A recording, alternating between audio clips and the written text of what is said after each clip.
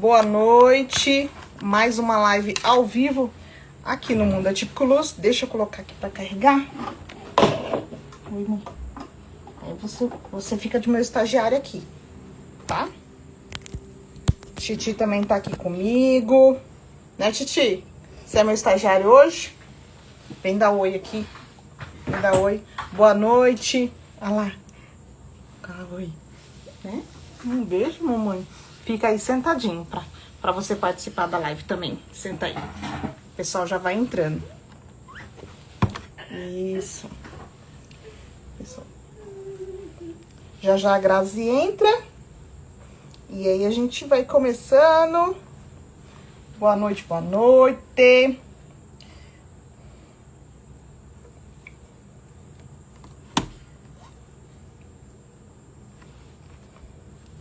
Já já ela entra. Bom, hoje vamos falar da importância da psicomotricidade na vida dos nossos pequenos, da nossa pequena, e como isso afeta diretamente, tá? Diretamente toda a função da criança em relação à seletividade alimentar, tá? Tá tudo relacionado, porque uma das coisas que a criança precisa fazer é sentar para comer. E isso é uma função que a criança precisa aprender para poder comer. Então, isso é importantíssimo. E isso, a psicomotricidade nos ajuda, tá? E muito. Acho que a Grazi já entra. Deixa eu chamar ela aqui.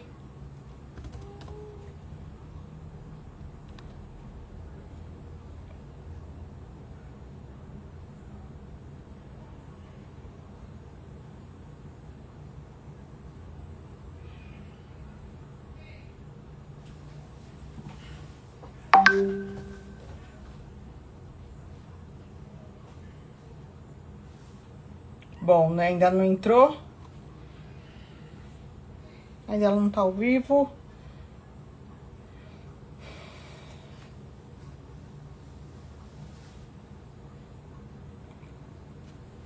Então, hoje a nossa ideia é falar muito sobre a parte motora, o desenvolvimento motor, de como é importante. Eu tô olhando aqui porque eu tô vendo se ela entrou. De como é importante essa parte motora relacionado à seletividade alimentar. Por quê? Como eu falei, uma das principais funções que a criança precisa aprender para se alimentar é sentar-se. Então, é extremamente importante. E a psicomotricidade, ela ensina isso, né? Ela ensina uma das habilidades a sentar. Então, vamos lá. Deixa eu ver. Deixa eu chamar ela. Grazi.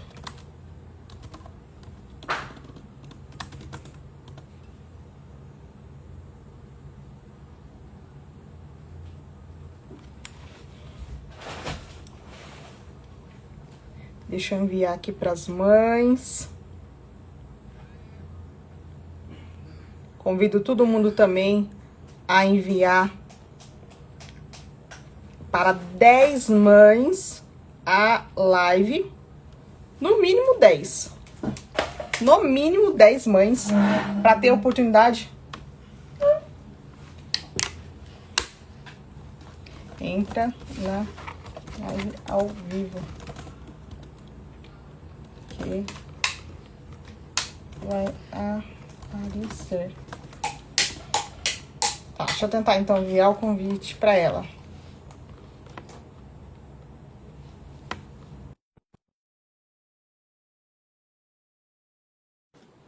Master, enviei. Oi. Ah, agora foi. Ah, deu certo. Deixa eu virar a câmera aqui. Eu falei assim, deixa eu mandar o convite. Consegui! Tudo bem? Tô bem, e você? Tudo jóia, graças a Deus. Ah, então tá bom, então. Perfeito. Tá até no ambiente terapêutico? Tá na sala? Entendendo? Ah, você tava atendendo? Tava. Que bênção! Essa é a sua sala. É. Que legal, Grazi. Grazi, primeiramente, antes da gente já conversar, porque quando a gente, né, vai embalando, queria te agradecer, tá? Pela oportunidade, por aceitar o convite, e pelo tempo, tá? Porque eu sei que o tempo é a moeda mais preciosa que a gente tem. Então, agradecer seu tempo, a sua disponibilidade em compartilhar conhecimento com a gente, tá? E agradecer, porque na hora que eu te convidei, na hora você aceitou. Na hora você aceitou, então é um prazer. Então, fica gravado a live, outras mães também têm acesso. Depois eu deixo gravado, depois eu mando lá para o canal, a gente manda para o canal no YouTube, então as mães terão acesso. Ontem era 11 horas, as mães falando na live de ontem, Liz, tô aqui, eu terminei de assistir, foi muito bom, não sei o quê, né? Enfim, então as mães assistem depois, tá? Porque a gente tem a questão da rotina, o horário da criança dormir, então tem muita coisa aí que envolve. Então, assim, vou me apresentar, então, para quem não me conhece, né? Eu sou a Lidiane, Lidiane Luz, fundadora aqui do Mundo Atípico Luz. Tem o gurizinho aqui, que é o Thiago Luz, que tá resmungando aqui, é ele, que também faz parte de tudo isso. O nosso intuito, Grazi, no Mundo Atípico Luz, é falar sobre desenvolvimento infantil, principalmente o atípico, né? As crianças autistas, seletividade, autonomia, que foi uma coisa que eu falei muito quando eu criei o perfil. Eu falava sobre autonomia, de como o Thiago conquistou a autonomia, e desenvolvimento infantil de modo geral. Então, a ideia do Mundo Atípico é trazer essas informações e compartilhar essa maternidade típica, vivências, experiências das mães, essas trocas. E qual foi a minha intenção quando eu convidei você para compartilhar conhecimento conosco, Grazi? É falar do divisor de água que é psicomotricidade na vida de uma criança. Infelizmente, é um tema assim, que poucas pessoas conhecem ainda no Brasil, sabe da importância, sabe que tem educação física no desenvolvimento, com as crianças pequenas, mas não sabe o que é psicomotricidade. E nem sabe por que também é importante educação física para as crianças pequenas. Então, tá tudo relacionado. A integração sensorial que nós falamos ontem, a questão do motor, o sentar, o pegar no garfo, na colher, tá tudo correlacionado, né? Então, Grazi, eu queria que você se apresentasse. Então, só esqueci de fazer minha autodescrição. Então, eu sou uma mulher parda, eu tô de batom laranjado, meio rosado, brincos de argola e um blazer branco. Cabelo preso.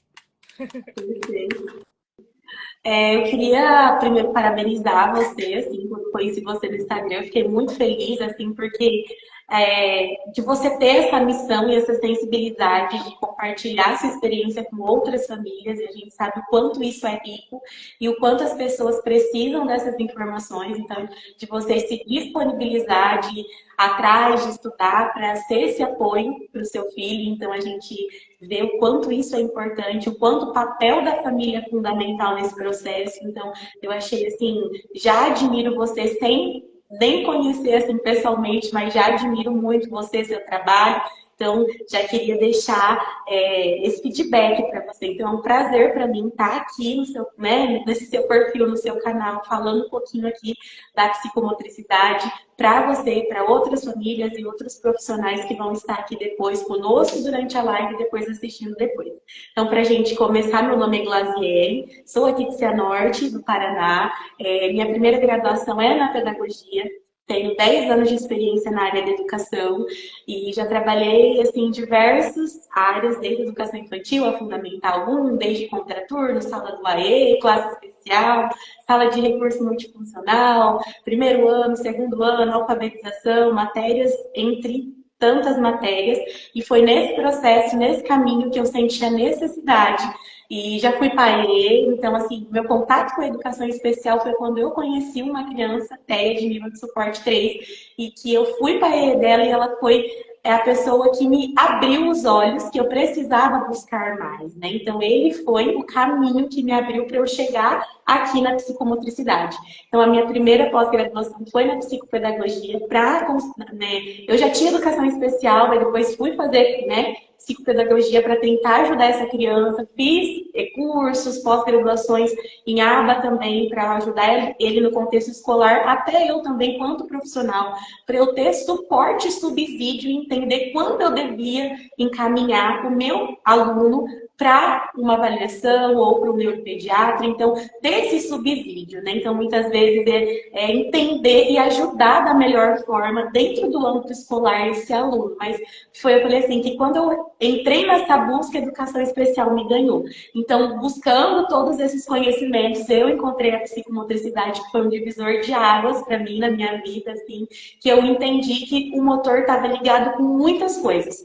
O motor está ligado, igual você já iniciou a nossa fala introdutória aqui na nossa live, o motor está ligado com a autonomia, o motor está ligado com o brincar, o motor está ligado com a fala, o motor está ligado com a integração sensorial, o motor está ligado com a seletividade alimentar, o motor está ligado com o ato de comer. Então, assim, a parte motor, ela é fundamental em todas as habilidades. Só de eu estar falando com você, eu preciso da minha parte motora, abrindo a boca, gesticulando e chegando todo esse movimento aqui para você. Então, a parte motora, ela é a resposta para todas as habilidades do nosso corpo.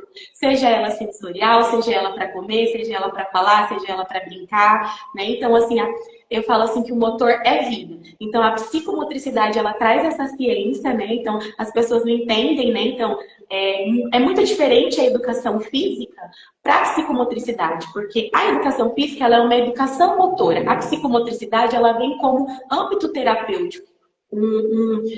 É mais profundo um pouquinho, o negócio é mais embaixo. Então, a gente vai ajustar algumas habilidades, que no decorrer dessa live a gente vai entrar mais a fundo, de várias habilidades motoras, que vai chegar, por exemplo, na coordenação motora fina. Então, assim, quando a mãe chega, nossa, meu filho não escreve, mas só que eu tenho pré-requisitos para atingir para o meu filho escrever. Nossa, meu filho não come, não tem, mas eu tenho outros pré-requisitos que a gente precisa avaliar antes para chegar nessa parte, porque a coordenação motora fina em si é uma ponta do iceberg, sabe? Ela é o refinamento de outras habilidades que muitas vezes não foram trabalhadas ou não foram estimuladas da forma correta. Até mesmo na primeira infância, como por exemplo na educação infantil.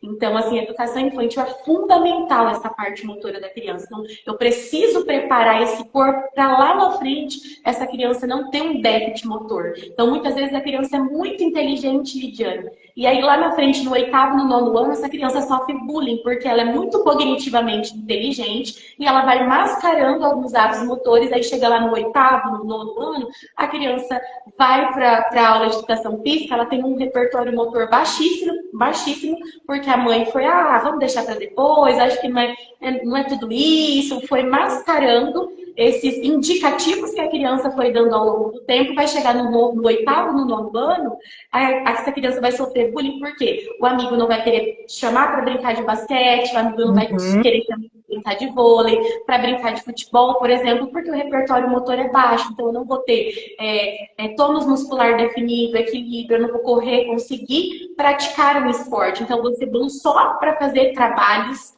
cognitivos, porque eu sou muito inteligente, mas para a área motora não. Então a gente perde esse equilíbrio. Então, assim, eu falo que a psicomotricidade, ela é vida. Ela traz essa vida para aquele autonomia. Deixa eu só fazer um overview de tudo que até que você já falou. Primeiro, pontuando. O que você falou, e no final eu vou contar uma coisa que aconteceu hoje conosco. E vou falar. Nós só temos, Grazi, e assim, eu tiro o chapéu para professor, seja qualquer tipo de professor. Porque assim, os professores, no mínimo, eu falo, o salário base de professor no Brasil tinha que ser 5 mil. Mínimo, base. Não é salário mínimo, é base, porque o professor é guerreiro. O professor é guerreiro, ele fala. Todo tipo, tá? Ele é tudo. Eu falei assim, ele é bom trio, ele é tudo dentro de um só. Tudo cai lá na escola, tudo cai lá no professor.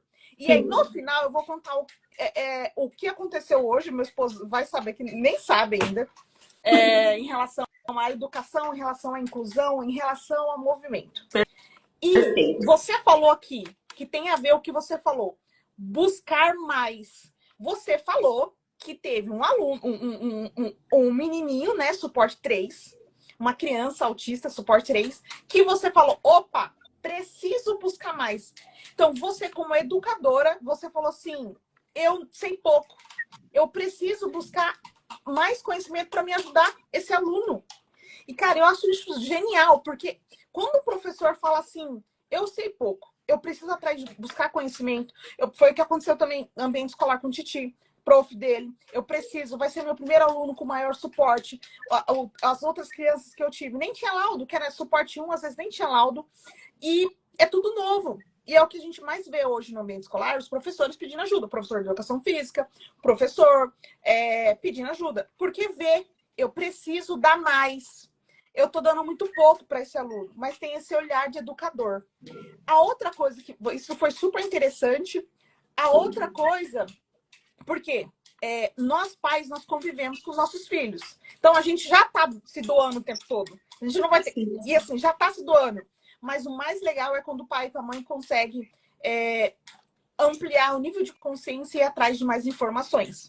Então, eu falo, foi numa live dessa aqui, que com uma médica que recebeu o diagnóstico do filho, aqui no interior do Mato Grosso do Sul, que ela convidou uma psicomotricista, que era a única da cidade, lá em Dourados, que eu falei, mas que diacho esse negócio de psicomotricidade, né? É educação física? Mas o que faz, né? E aí que eu fui entender que para o meu filho falar, ele precisava desenvolver o motor.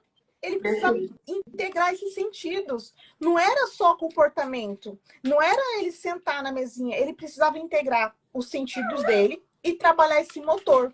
E eu falei, então, eu falei com 5 anos, tá, Grazi? Eu falei com 5 anos. E o esporte na minha vida foi fundamental. Por quê? E aí inclui o que você falou em relação a essa criança que tem um cognitivo muito bom, muito bem preservado, só que aí chega na hora do social, que é principalmente no Brasil, que tem o futebol, que tem o vôlei, né? Tem bastante esportes aí, ele não consegue integrar socialmente. E aí ele vai sofrer bullying. Muito. Porque o motor ajuda. De crianças maiores, mas vamos colocar até crianças menores. Então, eu não consigo fazer eu não consigo, né, partilhar coisas porque o meu motor, o meu corpo não está preparado para aquilo. Aí eu sofro. Muitas vezes as crianças também não têm a fala definida e eu não vou conseguir falar. Um exemplo, né? Pedir tia, eu não sei, eu não consigo, me ajuda, me media. Então, meu corpo não está preparado para ter aquela troca. E, consequentemente, a outra criança não tem essa consciência também. Então, o que vai acontecer? Eu vou me afastando. Né? Só que aí a criança, se ela consegue chutar uma bola, opa, já tem um amiguinho, chuta a bola. Uma das primeiras sociais que nós conseguimos foi no parquinho, Grazi. Eu não conseguia profissional, não conseguia pelo plano. E aí foi no parquinho. No parquinho. Eu levava todas as quarta-feiras o Thiago no parquinho, a gente fazia atividade. Isso era sagrado. Ontem na live eu falei aqui que em casa tem muitas coisas sensoriais e tudo mais, para atividade, bicicleta, pula-pula e outras coisas. E eu levava no parquinho toda quarta. E aí nós conseguimos, hoje ele faz a psicomotricidade com a Letícia, supervisora, e a Amanda, a psicomotrista dele. E assim, foi um divisor de água na vida do meu filho, um divisor de águas. E quando a gente teve muitos avanços. Por isso, Grazi, que eu falo, por que ele conseguiu autonomia muito fácil? Fácil, tá? O Thiago, nível suporte 2. Fácil. Porque ele desenvolveu o motor. Tônus baixo, um monte de atraso motor. Ele consegue colocar roupa, o short, a cuequinha, o chinelo, o tênis, limpar o bumbum, desfraude. O desfraude dele é um desafio desfraude. Para quem está ouvindo, é um desafio desfraude para criança. O motor. Está tudo envolvido. Sentar, tirar a roupa, tá tudo envolvido. Pentear cabelo. Hoje aqui tomou banho, foi pentear o cabelo. Tá bagunçado, mas ele pegou o pentinho e foi pentear o cabelo, né? Então, Grazi, isso eu tô falando assim porque você tá falando como profissional e eu tô trazendo a nossa realidade como pai, como mãe, e tá tudo do geral. Então, essa questão do social, principalmente na escola, da criança conseguir chutar uma bola, brincar no parquinho, ela interage com as outras crianças. E a criança, ela, mesmo que a outra não fala, ela vai socializando. E é incrível, né? Sim, e aí é tão importante assim, porque a gente tem essa base, lá você falou, o tônus, né? A pirâmide motora, ela é definida com várias habilidades. A praxia fina é a última habilidade, então é a habilidade mais, assim, a última, é o refinamento de todas as outras habilidades. E qual que é a base da pirâmide motora? É o tônus muscular. Mas o que que é esse tônus muscular? É uma frouxidão no músculo. Então, o músculo, ele é mais hipotônico, né? Ele não tem tanta força. A gente tem uma hipotonia e tem aquelas crianças que têm um músculo muito rígido. Então, quando pega alguma coisa, vai escrever rasga a folha. E tem aquela que quando que tem essa hipotonia, e normalmente você pede para ela escrever alguma coisa, fazer alguma coisa, não sai nem nada. Você não consegue enxergar nada e ela tá pintando. E aí vem essa dificuldade para todas as outras coisas. Porque se a minha base é o tônus muscular e eu já tenho um déficit, já é comprovado cientificamente que 80% das crianças com TEA têm um desajuste dessa base, sofre de hipotonia, consequentemente, as outras habilidades da pirâmide motora já vão estar toda em déficit. Então, essa hipotonia, eu preciso dessa hipotonia, ou seja, se eu estou sentada aqui para conversar com vocês, eu preciso ter um ajuste, um controle postural do meu próprio corpo. Então, eu preciso dessa força né, do tronco, da cabeça, eu preciso segurar o meu próprio corpo por um bom tempo para estar aqui sentada conversando com vocês. Se eu tenho um desajuste tônico, eu não vou conseguir ficar sentada por muito tempo, eu já vou querer deitar, porque eu não tenho força no meu tônus muscular. Isso está interligado para as atividades, por exemplo, para o desfraude. A criança não vai conseguir ficar sentada no banheiro, por exemplo, fazer força para fazer cocô, porque ela tem esse tônus desajustado. O xixi, ela não vai sentir quando eu vou fazer cocô e quando eu vou fazer xixi. Então, assim, vai chegar, nossa, né? Fala assim, mas chegou lá, ele já fez, ele não avisou. Ele não vai avisar porque ele não está sentindo. Ele não está tendo, por exemplo, o tônus abdominal. O tônus abdominal é o que dá indicativo para a gente de quando eu quero fazer xixi, quando eu quero fazer cocô. Está interligado também, por exemplo, na seletividade alimentar. Aquela criança que come sem fim, ela não tem saciedade, não tem tônus abdominal, tá desajustado, eu não tô sentindo saciedade, eu não tô conseguindo ver que está sendo suficiente. Então eu como se não houvesse amanhã.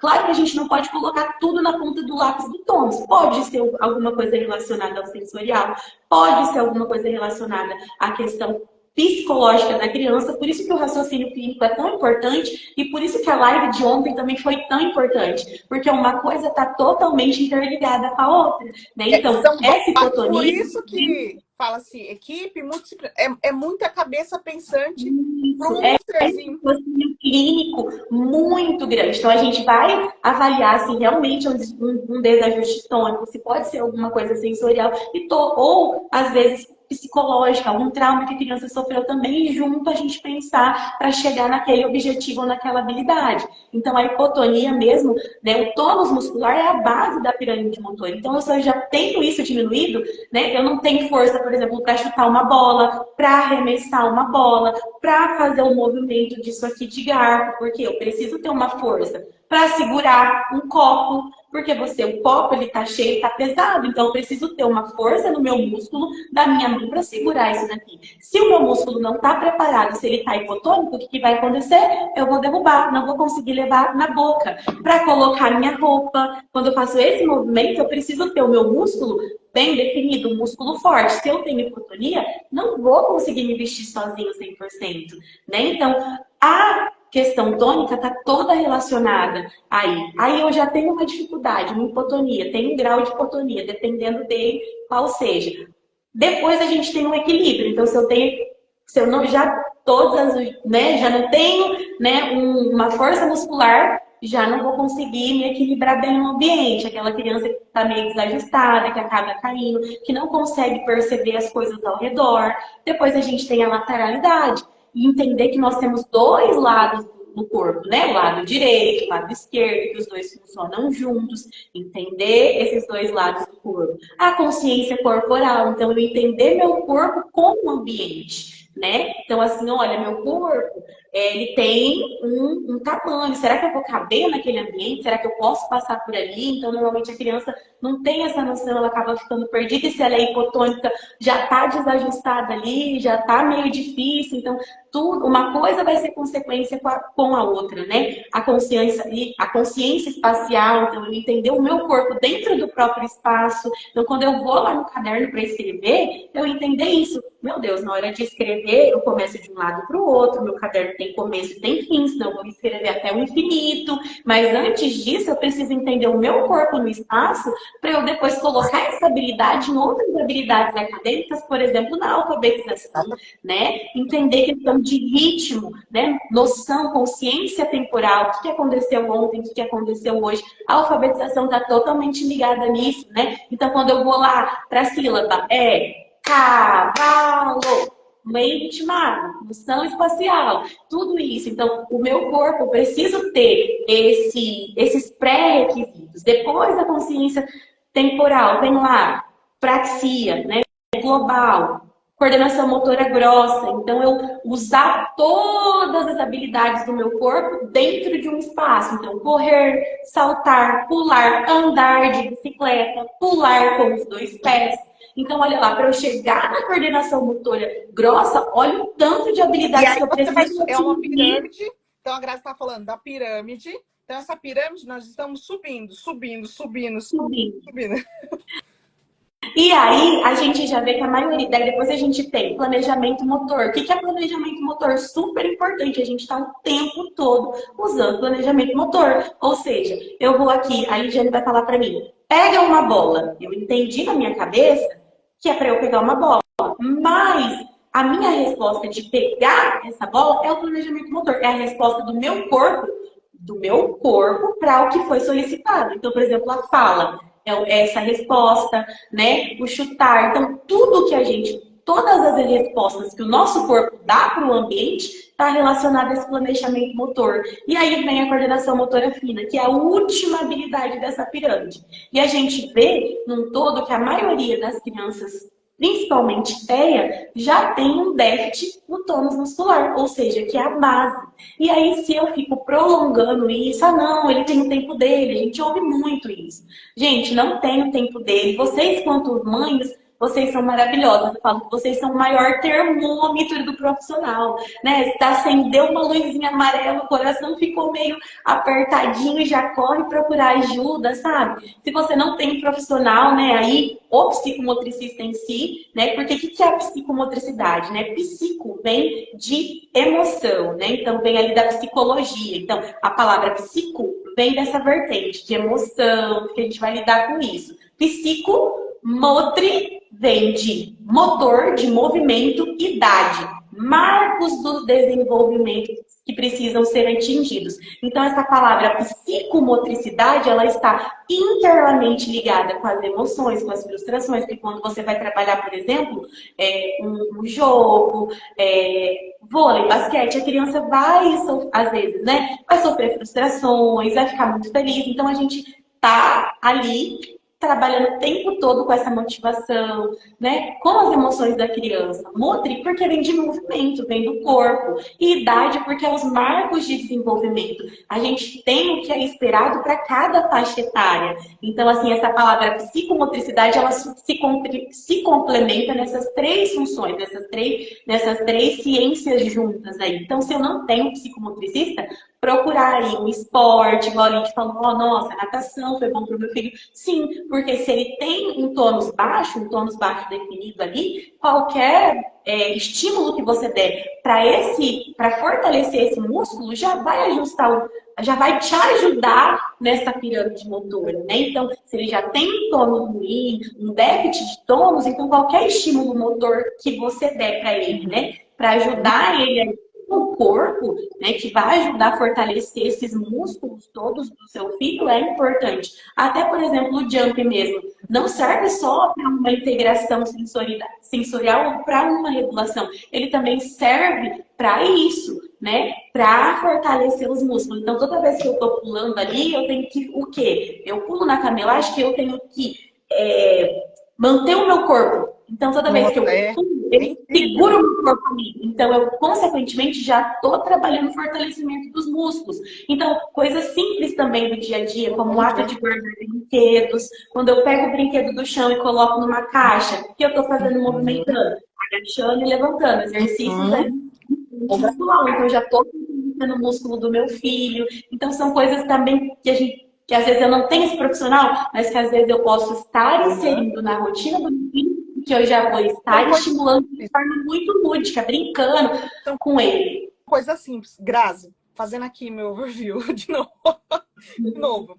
Então, assim, o que a Grazi tá falando pra gente? Então, ela tá contando a pirâmide desde a base até o topo, sempre Perfeito. colocando ali o motor e a questão do marco do desenvolvimento. Os marcos, o Perfeito. que perguntam muito, mas Lídia, até quando? Até quando que meu filho vai fazer? Ué, até atingir ali dentro dos marcadores para a idade. É para a idade. É porque, assim, Grazi, isso é uma dúvida muito comum, tá? Os pais falam, mas Lídia, até quando terapia? Eu falei, uai, marcador de desenvolvimento. Mas da onde? Eu falei, ó, carteirinha de vacina tem lá, vira, lá nas últimas páginas. 6 anos, tem que estar fazendo o quê? 5. Assim, baba, tá? Marcador simples, carteira de vacinação. Que eu falo, já é assim, tem muita coisa ali que é muito desatualizado, né? Mas na própria carteirinha de vacinação, que eu tô falando uma coisa muito simples, que todo mundo vai ter acesso, tem lá, marcador de 6 a 7 anos. É para fazer o quê? Assado, assíduo, assado, assado. Tem que estar fazendo. E vou fazer um questionamento, não é questionamento, uma colocação, Grazi. O que aconteceu muito? Eu lembro que meu esposo, que ele não tinha todo esse conhecimento que eu tenho, e eu, graças a Deus, meu esposo, ele sempre vai na minha. Ele fala, amor, você que estuda, você manda bala. Ó, quando o meu esposo perguntou, mas amor, por que psicomotricidade e TO? Já não é muita coisa? Titi com 2 aninhos. Eu falo, não, não é. E a gente tem que aproveitar que ele é pequeno. Não, mas ele tem a fala, né? Tem o ABA também, tem a escola e tem a musicalização. Eu falei, tudo isso é em conjunto. Só que, primeiro vem a parte, tem a base do pirâmide. Tem a base, tanto a base lá fisiológica, o que a gente precisa, que é comer, né, para sobrevivência, tem a base. Quando eu entendi que era a base ali, eu falei, não, é o motor de todo o desenvolvimento dele. Depois a gente vem construindo. É a mesma coisa quando a fono fala linguagem. Acalma o coração que nós vamos construindo essa linguagem. Também não entendia. Quando eu entendi que primeiro é a linguagem, depois a fala funcional, meu coração ficou tranquila, porque eu falei, não, eu estou no caminho certo. Primeiro eu construo a linguagem do meu filho, ele entender comandos, o que pode, o que não pode, faz isso aqui. Que a fala é uma construção disso, né? E outra coisa, outra colocação. O que acontece muitas vezes, Grazi, é porque os pais, primeiro, os pais que têm condições, tá? Vou falar para os pais que têm condições, que todo mundo sabe que é extremamente caro, toda uma intervenção. Hoje, assim, é muita intervenção e ainda a gente tem a questão da falta de profissional na cidade que às vezes a gente mora. O Thiago, ele foi privilegiado. Eu trabalhei 10 anos no mercado corporativo, tinha um excelente plano de saúde. O Thiago fez uma intervenção precoce linda, com excelentes profissionais. Ele tinha TO, psicomotricidade, fono, 5 horas de aba por dia, com terapeuta no ambiente escolar. Foi lindo. Foi lindo a intervenção precoce do Thiago. Precoce mesmo, ali desde pequenininho. E o que eu vi? O que eu percebia é que assim os pais falavam assim, não, vamos dar preferência para o Abre, para o fono, que ele precisa falar e logo, logo ele precisa escrever. E eu falava, olha, o que você tem que focar, primeiro, é que o autismo ele é individual. Qual que é a preferência para você? Assim, porque a sua preferência como família diferencia da minha, diferencia do outro, diferencia do neuropediatra que passou o laudo para o seu filho. E eu falei assim, olhando para mim, o que eu prezo hoje para o meu filho? Eu quero uma autonomia para ele. E na autonomia, Grazi, eu já pensei ele desde pequenininho. Então, inclusive, quando ele teve de 3 a 4 anos, nós, na nossa família, decidimos que ele não ia continuar na creche, porque era um ano que nós íamos focar na autonomia e independência dele. Quais? Desfraude total do cocô, do número 2. Xixi ele já estava fazendo total dentro do banheiro. Comer sozinho, tomar banho. Lide, por quê? Eu pensei no meu filho no ambiente escolar e a professora. Como que ela ia dar conta de todas as crianças, mas meu filho utilizando fralda, utiliza totalmente dependente dela. e na hora da refeição. Então, eu foquei ali os 3 anos mais focando nisso, mais da intervenção do que do que estar no ambiente escolar, porque ele precisava de mais repertório, até mesmo para estar, por uma questão também sensorial, no ambiente escolar. Isso foi o nosso caso. Não me arrependo, porque aí quando ele foi para o ambiente escolar, Grazi, ele já estava desfraldado, comendo sozinho, estava tomando banho.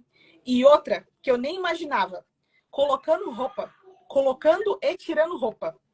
Sim, porque é uma autonomia e até essa questão, assim, falou às vezes de bullying também, né? Porque o outro não vai entender esse contexto, né? Então, assim, e uma realidade sua, mas que foi muito legal que você teve essa visão, que você teve essa oportunidade também, né? E foi antes. Como assim? Eu sou muito amiga de muitos professores, principalmente na educação física, e terapeutas. O que eles mais falam assim, eles falam, Lid, nós como os profissionais, a gente, e também como pais, que também são pais autistas, falam assim, não pode deixar para depois, porque com 11 anos, aí muitos pais buscam ajuda nessa parte da autonomia, Grazi, daí você fala a sua realidade, lá pelos 11 anos, pelos 10 anos, 12 anos, autista, suporte 2 ou 3.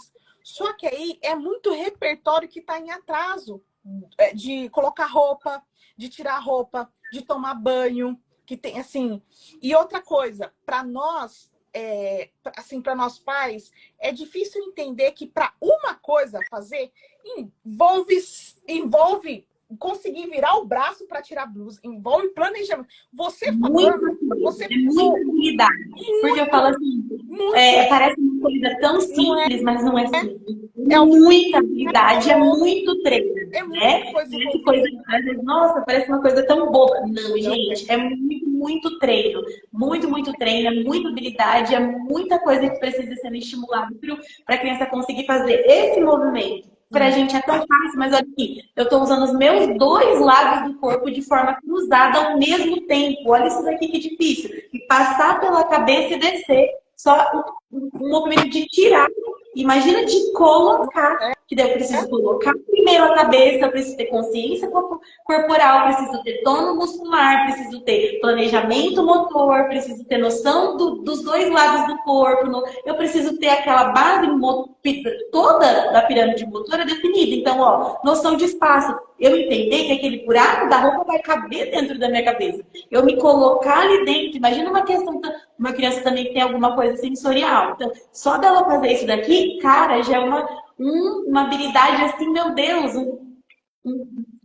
nossa, a gente fica toda feliz só dela conseguir colocar a primeira parte, né? Cabeça, depois eu entendi que ela tem que colocar um braço, colocar o outro braço, direito, esquerdo, e depois puxar. Então, se ela não tem tônus, ela não vai conseguir fazer isso. Então, olha o tanto de repertório motor que eu preciso ter daquela pirâmide toda que a gente delineou para vestir uma roupa.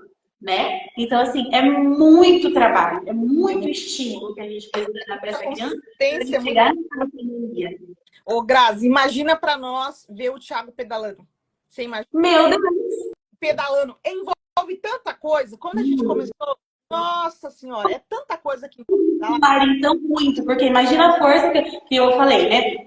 De novo, usar os 2 lados do corpo ao mesmo tempo, porque eu tô aqui, ó, com meus 2 pés. E eu preciso fazer uma força na bicicleta para a bicicleta andar. Preciso ter equilíbrio. Imagina o tanto de equilíbrio que eu preciso ter para segurar as 2 mãos e movimentar todos os membros do corpo ao mesmo tempo. Porque quando eu ando de bicicleta, eu uso todos os membros do corpo. Eu preciso ter esse ajuste tônico, eu preciso ter força para fazer o meu pezinho empurrar a bicicleta, eu preciso ter um controle postural, segurar o meu próprio corpo em cima de um objeto estranho, ou seja, em cima da bicicleta, fazer força para a bicicleta andar, segurar, né, nas 2 mãos, ter equilíbrio, esse ajuste dentro da bicicleta e ter noção espacial, porque é igual dirigir carro. Se eu não tenho noção espacial, eu saio batendo em todo mundo. Sim.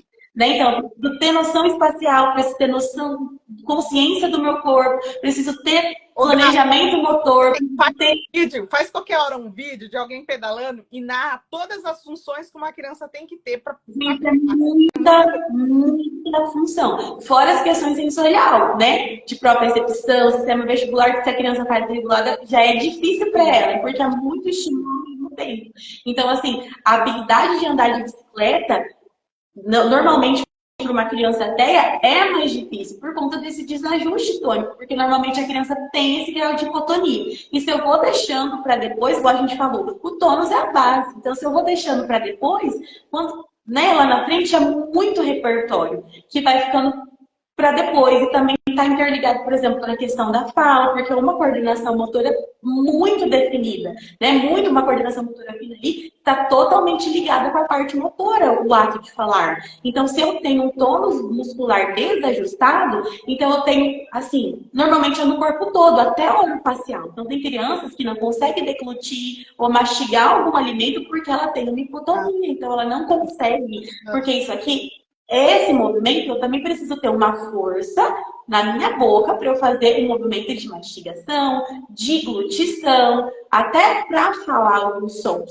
né? Porque tem os sons que são mais nasalados, né? Mais soprano. Então, imagina, uma criança que tem hipotonia também nessa parte, ela vai ter mais dificuldade também no ato de falar. Então, também preciso trabalhar toda essa parte motora orofacial da criança. Então, assim, eu falo assim que o motor é vida, né? Então, toda resposta que eu preciso dar para o mundo é através do meu corpo. Então, eu posso ter o cognitivo bem preservado, entender todos os comandos. Por que adianta eu entender tudo e eu não dar uma resposta para o outro?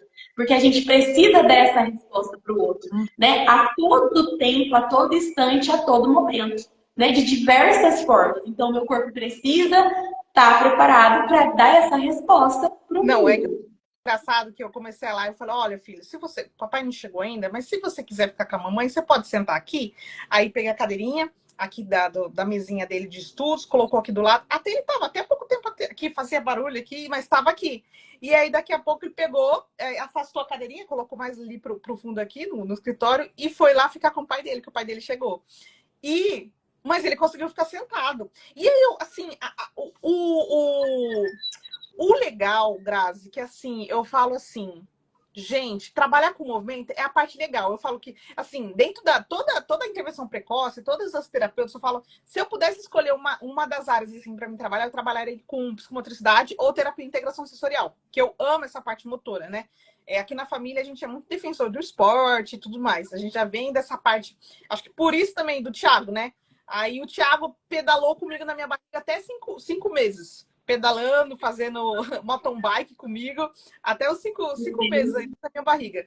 Então, e essa vontade, ele ama a água, ama a natação. E, assim, o esporte é muito importante na nossa vida, até por uma questão da família. Da família, Grazi. E, assim, a gente fala muito da criança, né? Criança, mas a família, o esporte também, o motor, assim, é importante para todo mundo da família. E o que eu queria colocar os desafios do profissional que trabalha com a parte motora, atrelado ao comportamental da criança. Vou dar um exemplo. A gente está com algumas dificuldades com o Titi, porque ele tem muitas habilidades motoras, graças a Deus desenvolveu, são anos, não são anos aí de psicomotricidade, TO, desenvolveu bastante essa parte motora, só que ele está no momento que ele não está querendo fazer algumas atividades, ele não permanece, ele faz pode. Tem essa questão do comportamento. E aí você falou, Lid, tem formação em aba como suporte ali no manejo, mas com a criança. Quais os desafios que você, como profissional, tem de trabalhar isso com a criança autista? E como que é? Porque eu acho sensacional. Que uma coisa é uma analista comportamental que está lá fazendo alguma atividade com a criança. Ela vai saber fazer o manejo, fazer, né? Lindo lá. Agora, uma coisa é o profissional da área psicomotricista, um educador físico ou uma TO, como a Tati ontem, trabalhar com essas questões comportamentais. Como que é no dia a dia?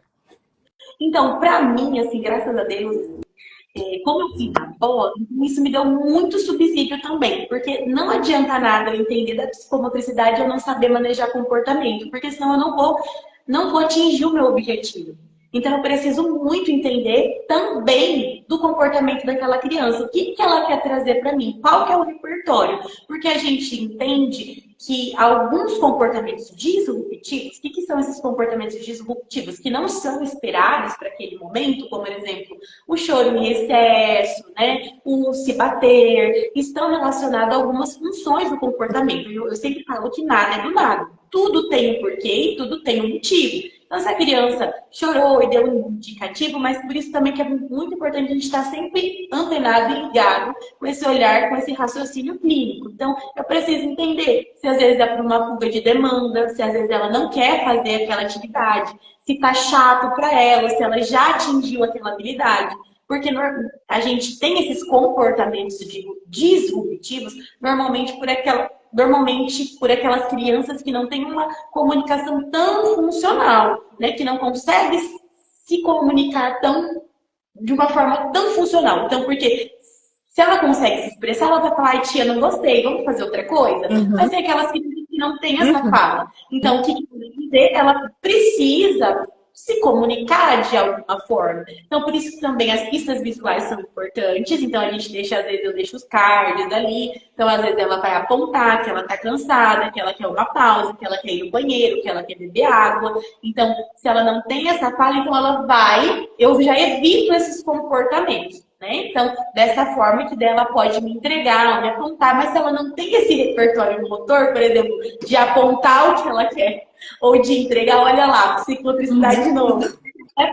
Para eu tentar me comunicar de uma forma, com uma pista visual, eu preciso ter um repertório motor, por exemplo, apontar esse card, ou pegar e entregar para alguém, então já tem esse repertório motor. Se ela não consegue fazer dessa forma, eu preciso ter muito conhecimento, ter esse raciocínio clínico de entender o que está acontecendo naquele contexto, por que ela não está me respondendo. Então, eu preciso entender se é uma fuga de demanda, se é, às vezes, uma questão sensorial, que às vezes ela acabou se regulando com alguma coisa, cheiro, algum estímulo muito grande que foi dado aqui, ou se ela precisa de um estímulo extra naquele momento, né? Porque pode estar relacionado a algumas coisas sensoriais ou fuga de demanda.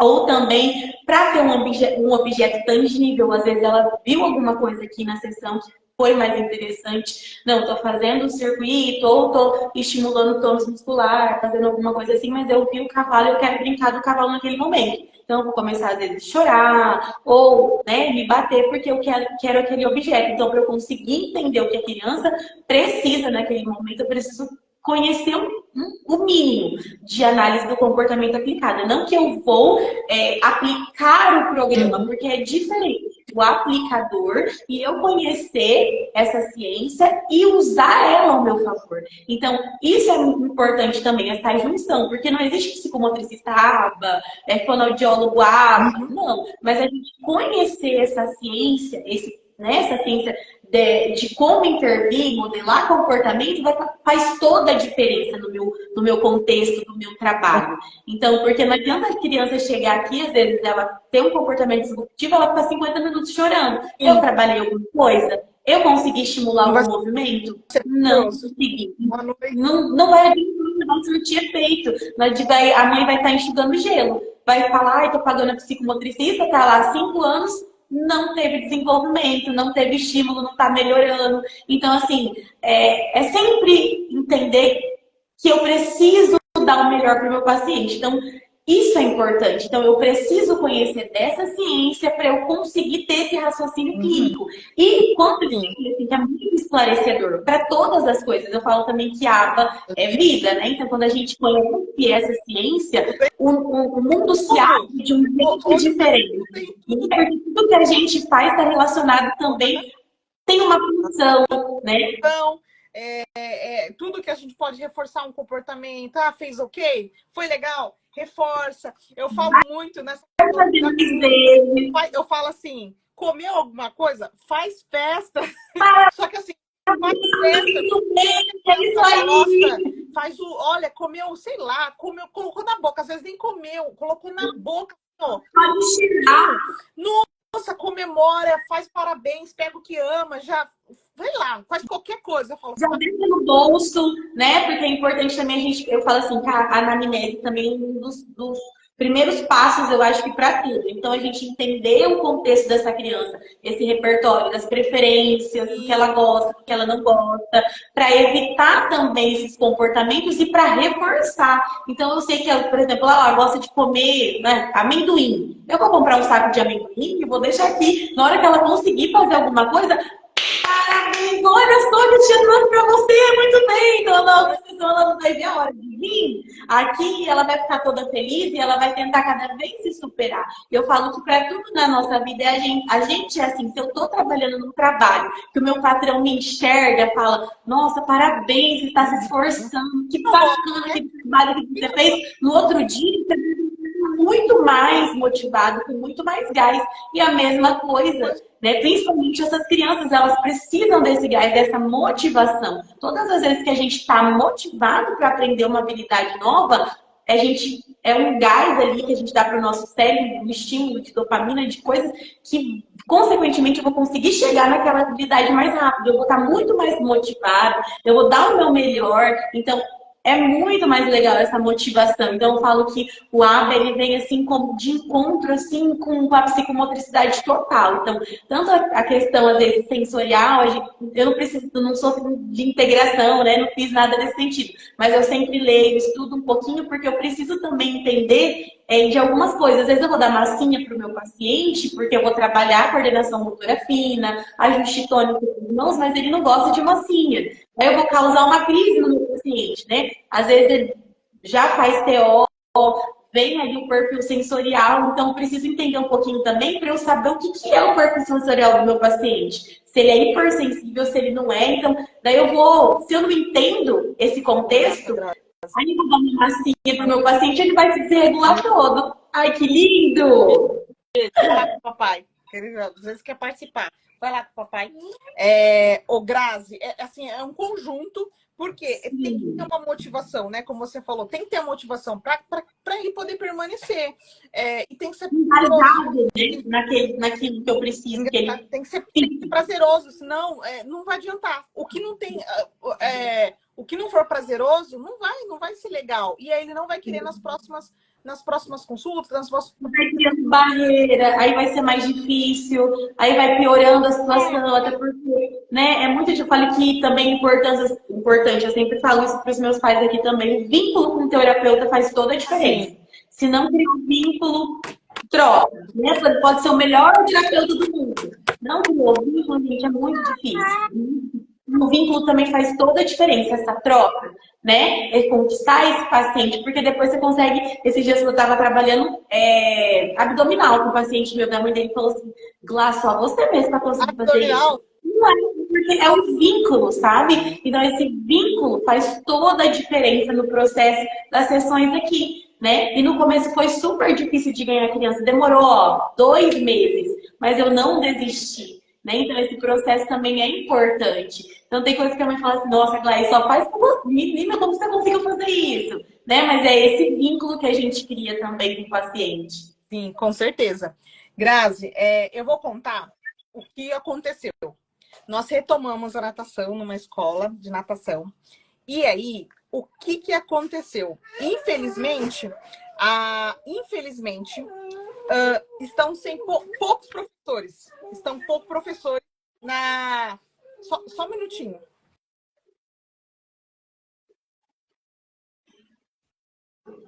Ele tá querendo atenção, faz hora que ele tá me chamando aqui, que ele quer atenção. E aí, agora começou a chorar.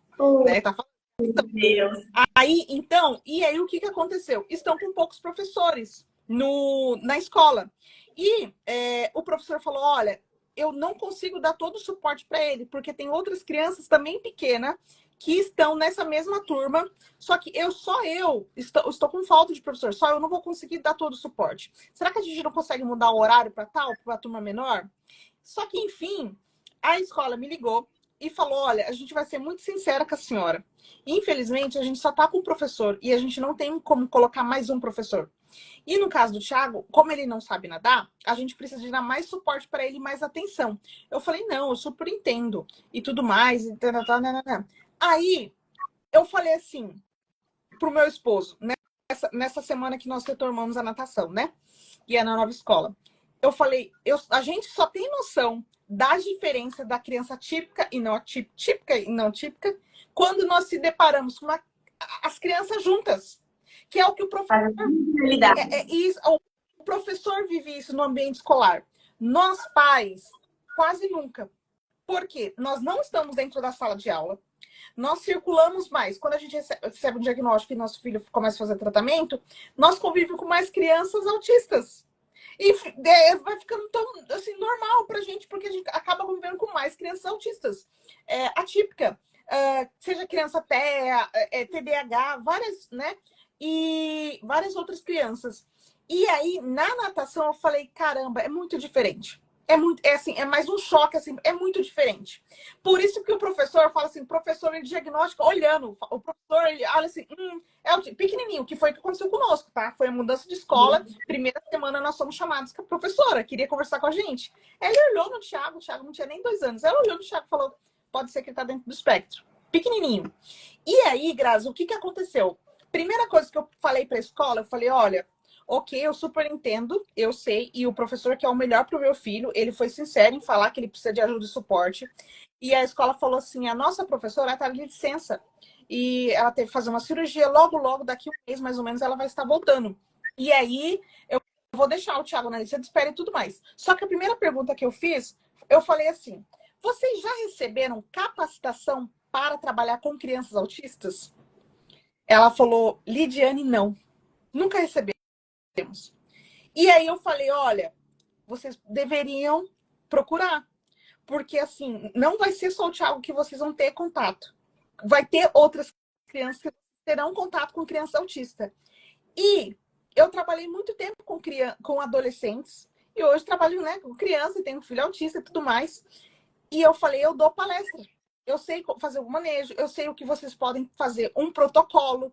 Na hora de atender, fazer a ficha, precisa ter um protocolo de entrada desse aluno no clube de vocês. Vocês não têm. Quando eu fiz a inscrição, vocês não perguntaram. Na hora de tirar foto, tem que ter todo um manejo. Não foi feito. No exame, o profissional que faz o exame, né, da check-up da criança, tem que ter um manejo com a criança. Não teve.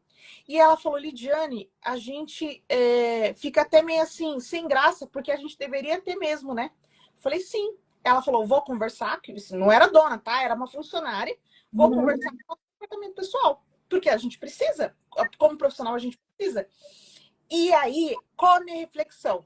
Quando nós estamos diante com outras crianças, a gente sente mais um PAC, como pais, e é meio que a gente acorda para a realidade, assim, é muito diferente. Mais duro, né? A gente acorda assim, e mais, novamente, um papel, que eu acho que é mais um papel que eu faço aqui no Mundo Atípico.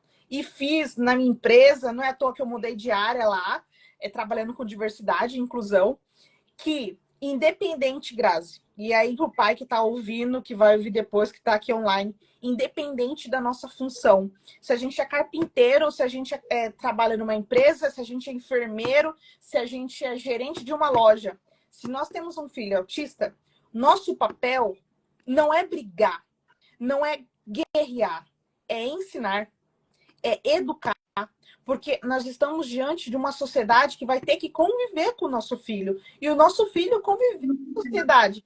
Antigamente, as nossas crianças eram trancafiadas numa casa, era trancafiada num hospício. Mas não é assim que funciona e a banda toca. Então, nós, como pais, a gente tem que ser atuantes na conversa, na educação. Não, tem que aceitar o meu filho. Não é assim, até porque eu tenho certeza que eu mesmo, até o diagnóstico do meu filho, não sabia que era autismo. E como profissional, quando eu recebi o diagnóstico do meu filho, ainda eu era recrutadora, e eu fui ensinada assim, Grazi, não olha no olho, não passa confiança. Tá? Eu fui recrutadora, por muitos anos recrutadora. Não olha no olho, não passa confiança. Não vai passar no restante do processo seletivo. Não vai passar. Pode ter mais o gabarito, pode ser o melhoral da parte da vendas, na parte de sistema, programação, não vai passar na entrevista. Então, o nosso papel mesmo é a parte da educar, de ensinar como é que faz. É a sociedade que a gente tem. E é a sociedade que vai ficar para os nossos filhos, né? Então, assim, eu passei por isso hoje, queria compartilhar, porque envolve a parte da educação, natação, a parte motora. É um todo, também essa semana também, até a semana passada, assim, eu passei por isso também. Eu fui numa loja específica aqui da minha cidade para comprar um item. Aí eu tava uniformizada, de jaleco e tal, e a pessoa veio me questionar, né, com o que eu trabalhava, qual a minha área de ocupação. Eu fui conversando, explicando ali para a pessoa, né, e qual que é a minha maior demanda de atendimento, que hoje são crianças TEA. E aí ela pegou e falou assim, nossa, virou moda agora, todo mundo é autista. Uma fala super capacitista. Então, eu poderia, tipo, né? Não, mas eu fui tentando explicar para ela que não é assim, né? Que sempre existiu. E, né, a gente faz esse papel, né? E assim, um vendedor. E se fosse um autista adulto ali, né? E eu me coloquei nesse lugar, porque a gente tem autistas adultos que ouvisse aquela fala, como, né? Se colocar no lugar. Então, assim, principalmente isso que você falou é muito importante. Então, acho que a melhor forma que eu acho que a gente tem de deixar um mundo melhor para as crianças, para os nossos pacientes, é fazendo isso que a gente está fazendo hoje. Promovendo conhecimento o tempo todo. Por mais que a rede social tá cheia de coisa, gente, parece que todo mundo sabe o que é, mais não. O que mais a gente encontra é pessoas que não conhecem. É a nossa Não bolha. tem. É a bolha. A gente acha que... Porque daí a parte de marketing também entenda, né? Então, assim, o nosso algoritmo está programado porque a gente quer ver. Então, assim, na nossa bolha ali, tem um monte de informação sobre TEA. Mas o papel, principalmente, Grazi, assim, eu super... Ó, a Mayara tá falando, quanto mais disponibilidade de conhecimento assertivo e acesso a essa informação, vamos moldando uma sociedade mais inclusiva. É isso. Inclui. E o papel, Grazi, assim, eu conheci você, foi por conta das redes sociais. E eu bato palma profissional que atende, que faz, que vai, grava conteúdo, que vai lá, aparece, dá a cara. Ah, mas e aí para os outros colegas, agora você é blogueirinha. E daí? Eu tô, na verdade, ajudando outras crianças. Eu tô ajudando profissionais, eu tô ajudando famílias com conhecimento. E é isso, a gente tem coisa. Blogueirinha, tá brincando. Tem que falar. E aí, entra naquela também, quanto mais a gente conseguir furar bolhas, ô Grazi. Sim, com certeza. Porque eu acho assim que independente da quantidade de pessoas que a gente conseguir atingir aqui e numa fala naquele lugar que eu não precisava ter falado para ninguém daquela informação, e não foi um fato isolado. Isso acontece de várias formas, de várias maneiras, em vários ambientes diferentes, entendeu? Então, eu acho que essa missão da gente, né, quanto mais a gente puder falar e ajudar mesmo na informação, eu acho que vai com certeza contribuir para um lugar melhor para os nossos filhos, para os filhos, né? A criança cresce, vira adolescente, e também esquece, a criança não é criança para a vida toda, tem daí tem adolescente, aí tem um adulto, né? Então a criança não fica criança para a vida toda. E aí? Então, assim, cada pai, ali da devida função, tem que ter, eu falo, tem que ser um ativista, tem que propagar conhecimento, não é brigar, tem que propagar conhecimento para todo mundo saber o que é autismo, viver na diversidade, ter mais inclusão, porque nós somos muito capacitistas. Quando eu comecei a fazer uma formação em inclusão e diversidade, nossa, eu usava muito aquele termo, Grazi, eu tô sem braço. Caramba, eu uso esse termo, tô sem braço. Mas é um termo capacitista. Então, peraí. Então, quem não tem um braço não tem como dar conta de alguma coisa ou ter capacidade? Não, e é um termo capacitista. Só que, assim, só o conhecimento nos liberta. Só o conhecimento nos liberta e o conhecimento salva a vida. Então, sou muito feliz por ter conhecido você, conhecido o seu trabalho. Que Deus possa te abençoar, você transbordar mais ainda na vida das pessoas, contribuir, porque a psicomotricidade, ela salva vidas também, assim como muitas, toda essa parte, né, desses profissionais maravilhosos que tem na equipe multidisciplinar, que ajuda uma criança. Meu sonho é ver meu filho um dia sendo atleta. Então, a gente tem esse sonho, né, aqui dele um dia ser um atleta, porque ele é muito do motor, Grazi. Ele é muito bom no motor, pula-pula. Outra coisa, como é importante a questão da fala. O Thiago, quando o pai dele chega, ou alguém chega, ele chama para mostrar o salto que ele está treinando no pula-pula. E Ai, que demais. Papá, Ai, que orgulho. e aí ele vai e faz o salto, mas ele quer que você também reforce. Aí você tem que falar. Nossa, que Sim, maravilhoso, que salto parabéns, incrível. arrasou. Então, assim, e olha aí, uma habilidade que veio através do motor. Veio através do motor. Sim, com certeza. Então, E assim, quem sabe vai ser uma profissão, né? exatamente, exatamente. Então, eu queria, já caminhamos para o final. Se tiver alguma pergunta, coloquem aqui. Eu queria te agradecer, agradecer seu tempo. Eu sei que assim, você deve atender um monte de crianças hoje, tá aí cansada, tem que descansar, porque ainda amanhã é sexta-feira. Que Deus possa muito te iluminar, te dar muita Amém. capacidade e força, né? Porque o pique é grande, né? É grande, Sim. Olivia, antes da gente encerrar, até peguei aqui, eu queria deixar aqui também salvo uma coisa que é bem importante, é o que é esperado para cada faixa etária dentro a parte motora. Então, assim, se você sentir um alerta que seu filho ainda não tem essa habilidade, procure um profissional, né? Então, ali, ó, de 0 a 3 meses, o que é esperado motoramente falando para 0 a 3 meses? Levanta a cabeça, segura objetos, balança os braços e as pernas, de 0 a 3 meses. De 4 a 6 meses, rola, senta com apoio, com ajuda e alcança alguns objetos. Então, você coloca meio longinho, ele consegue atingir e pegar aquele objeto. De 7 a 9 meses, senta com apoio, já começa o processo do engatinhar, engatinha, fica em pé com apoio, de 7 a 9 meses.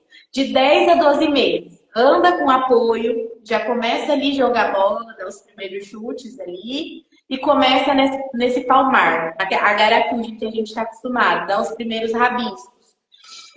De 13 a 18 meses, anda sozinho, já chuta uma bola com mais precisão e já começa a elaborar ainda, está nesse processo de rabiscos no palmar. De 19 a 24 meses, corre, pula com os 2 pés, constrói torres com blocos. De 2 a 3 anos, pedala uma bicicleta de 3 rodas, de rodinha ali, desenha uma forma simples, como por exemplo um rostinho, né? Começa aqueles desenhos de palitinho, veste roupas com ajuda. Então desenha forma simples e já começa a vestir a roupa ali com a ajuda do pai, da mãe, com as orientações.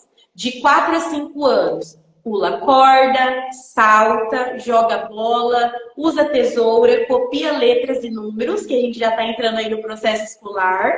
6 anos, escreve o seu nome, usa os 2 pés para saltar, joga jogos com bola e já utiliza as regras. Então ele já começa a entender lá o futebol, as regras, né?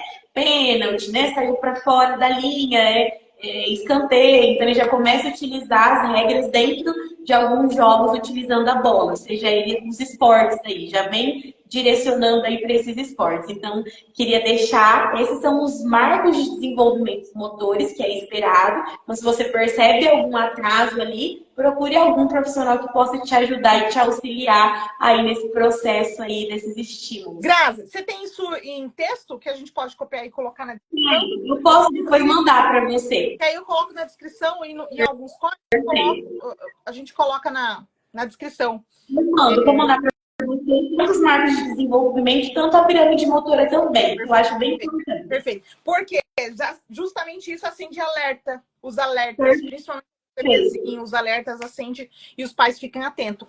Grazi, de tudo que a gente falou, tem mais, bom, você falou, né? Mais alguma coisa que a gente pode falar, acrescentar? E aí Eu acho que isso é bem importante, assim, esses sinais de alerta são fundamentais. Então, eu acho assim que não tem o tempo da criança, né? Se eu percebo ali que existe, né? Como a gente vê na psicomotricidade, a gente tem o final da palavra psicomotricidade, essa idade, existe um estudo nos marcos de desenvolvimento que é esperado para a criança faça na parte motora, assim como é na linguagem, todas as outras habilidades. Então, existe ali o que é esperado para o desenvolvimento motor de uma criança desde quando ela nasce. Então, se está tendo um atraso, é legal. você procurar um profissional. Por isso que é importante também você ter um pediatra que está sempre se atualizando, Lídia. Eu acho que isso, o pediatra também faz um papel fundamental nesse processo. Então, eu não vou levar meu filho só quando ele está doente, né? Então, fazer esse acompanhamento é fundamental, porque o pediatra ele faz todo esse rastreio. Se tem alguma habilidade que ainda não está sendo desenvolvida, ele pode prescrever uma intervenção precoce, porque a psicomotricidade também vem intervir de forma precoce. Às vezes eu vou dar um estímulo para aquela criança, ela vai conseguir chegar naquela habilidade motora, né, que ela está tendo déficit. Então, por isso, quanto antes procurar, melhor. Às vezes é uma falta de estímulo, às vezes é um buraco mais embaixo, às vezes é uma dispraxia, né? Então, por isso, quanto mais cedo eu procurar, menos perda de repertório motor eu vou ter. Então, menos bullying eu vou sofrer lá na frente, menos dificuldade, vou ter mais autonomia para todas as outras coisas, né? Vou dar mais autonomia pro meu filho. Enquanto tomar banho, colocar roupa. Enquanto, assim, lembrar... palavra-chave, tá, Grazi? Nós não somos para a vida toda. Pai e mãe. Nós não vivemos a vida toda. Quando eu falo, o meu filho, o Thiago, não quer colocar roupa, eu falo assim, mamãe não vai estar aqui pra vida toda. Pode colocar. Larga de preguiça, que eu não tenho filho preguiçoso. Aí ele vai e coloca. Não, pega e vai, coloca certo. Mamãe não vai estar sempre aqui. Mamãe tá aqui, mas você precisa fazer sozinho. E você sabe fazer. Eu te ensinei. Então, assim, também, Grazi, porque assim, nós não somos pra vida toda. E a gente tem que dar... pensar sempre na autonomia do nosso filho. Autonomia, independência.